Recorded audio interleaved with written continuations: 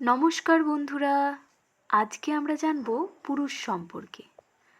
পুরুষ কি, পুরুষ কাকে বলে, পুরুষ কয় প্রকার ইত্যাদি সম্পর্কে জানব।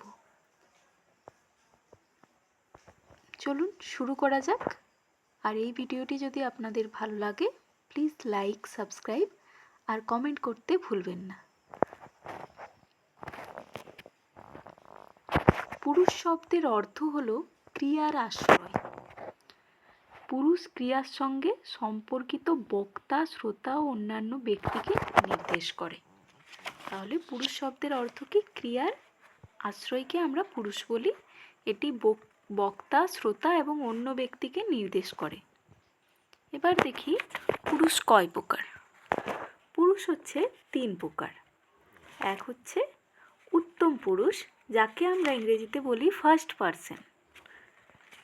তারপর আসি মধ্যম পুরুষ, যাকে ইংরেজিতে বলে সেকেন্ড পারসন, এবং প্রথম পুরুষ, যাকে বলি থার্ড পারসন। এবার দেখব উত্তম পুরুষ কাকে বলে।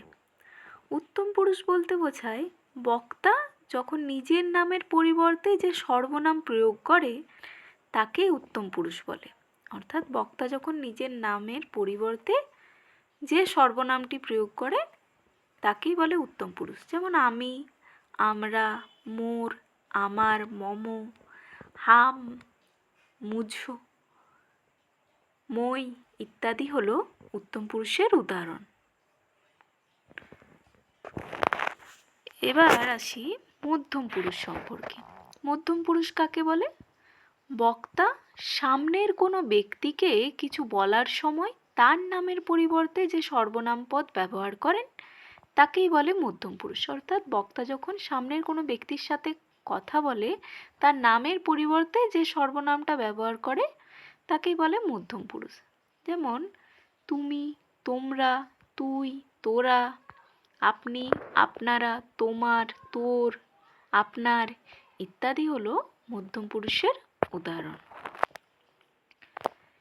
এবার আসি প্রথম পুরুষ সম্পর্কে। প্রথম পুরুষ কাকে বলে?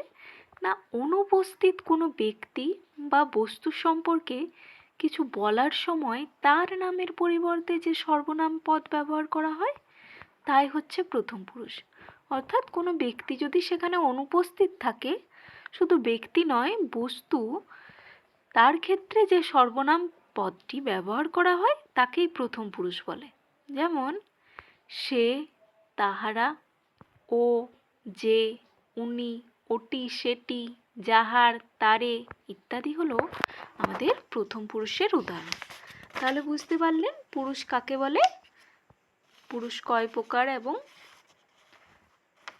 পুরুষ সম্পর্কে আমরা আজকে জানলাম। যদি আপনাদের এই ভিডিওটি ভালো লেগে থাকে প্লিজ লাইক এবং সাবস্ক্রাইব করে দেবেন। ধন্যবাদ সকলকে।